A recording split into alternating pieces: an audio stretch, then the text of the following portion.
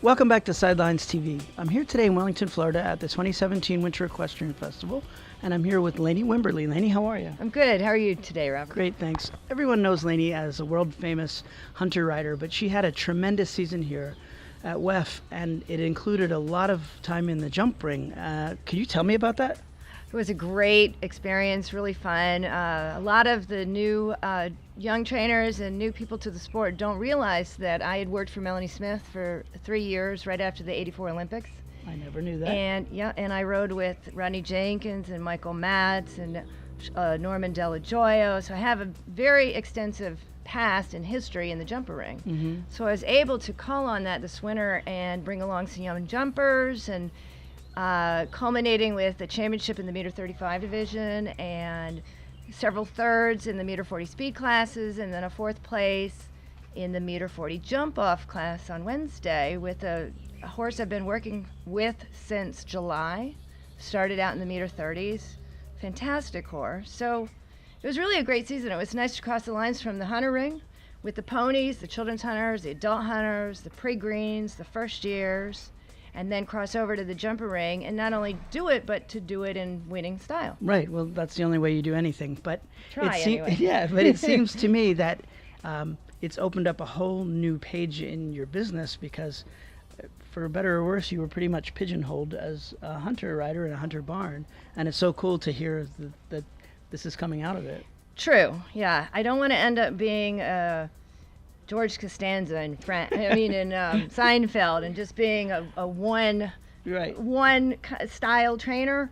I think it's very important, for me anyway, to be able to cross the lines and to cross them well. I treat my horses as individuals, and I try to figure out their best niche. And when I start with these young horses, it may be in the hunter ring, it may be in the equitation ring. I've had some very famous equitation horses that I've sold. One to Missy Clark called Cocoa Pop, which has won at the finals year after year after year. Right, yeah. Or it could be in the jumper ring. And you might find a young jumper in Europe that is more successful as a hunter. So it kind of goes both ways. But I pride myself on being a good all-around trainer and being able to adapt my style to the horse instead of making my horses all go in one particular style. And have you noticed with any of your riders, if anyone came to you as a hunter and they were comfortable there, but you saw their horse had potential in the jumping ring, have you pushed them toward that? Is there an art to that? Yes, I have. I've kind of done it in going both directions. So we find out what suits the horse best and what suits the rider best and where their strong points lie, and we direct them in that way. And you want your riders confident, you want your horses confident in what they do, so that they're enjoying what they do and they're doing it well. Yeah, exactly. Is it really difficult for you to be, the way WEF is laid out, it's all over the place. How do you be in all of those rings? That is a bit of a challenge, but the end of my day, I come home, I get on the computer, and I make a chart of who's showing in which classes and which rings, and then I'm a pretty good time organizer, and I figure out what the best plan will be for my day. And then I organize with the starters first thing in the morning, and I have all their cell phone numbers. WEF has a terrific group of ring gate starters. They're very knowledgeable, and they work with the riders. They're very understanding. And they're very understanding, but if you work with them and you do what you say you're going to do, they will help you out. And it was a great season in that respect. And it was really nice. A lot of times I'd start my day, the meter 35 ring, first thing in the morning at the Dynamity, and then walk over to the Grand Hunter ring. And my best day was when I was third in a meter 40 speed class, and I walked over and I got an 88 in the first year grade ring, back to back. Really? Yeah. So I was happy that gaining all these new clientele with the jumpers and these new sale horses, that it didn't affect my hunter riding.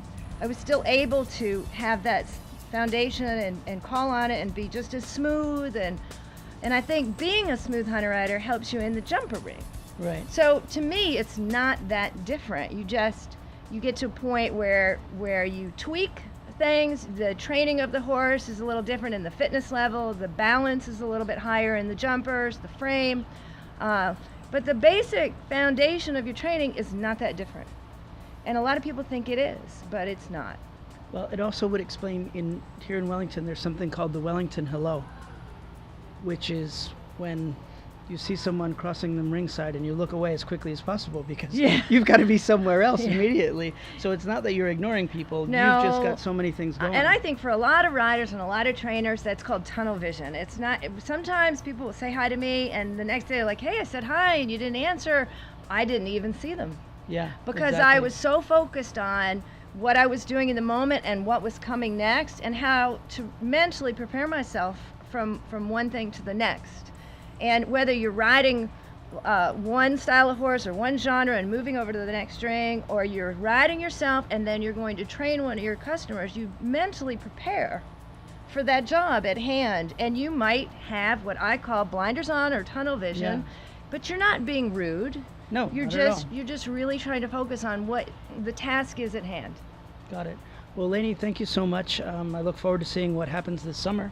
Oh, I'm really looking forward to the summer. We'll have a little change of scenery. Wellington is so wonderful for the winter, but when you're a person that travels as much as we do with the horses, you kind of get antsy to move on to the next venue. Yep, exactly. Yep. So, Lainie, if anyone wants to get a hold of you, obviously they'd like to join in your success. How do they get a hold of you? Well, we'd love for them to, and my cell number is 203-470-1258.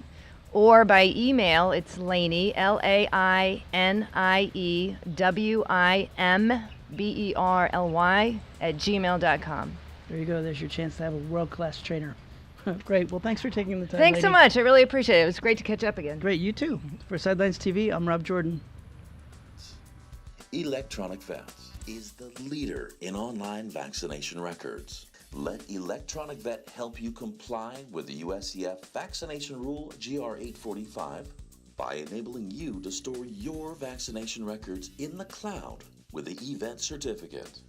A digital copy of your horse's records is always available.